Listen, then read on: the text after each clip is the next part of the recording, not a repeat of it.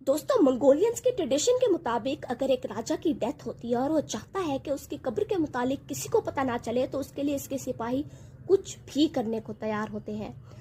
Genghis Khan की भी यही ख्वाहिश थी कि उसकी कब्र के बारे में किसी को पता ना चले। वैसे चंगेज खान की डेथ का रीजन आज तक किसी को भी पता ना चल सका। अपनी जिंदगी में इस बंदे ने इतना बड़ा कारनामा नहीं किया होगा जितना इसके मरने के बाद हुआ, और ये कारनामा सुनने के बाद आपका रॉयलिटी पर से एतबार उठ जाएगा।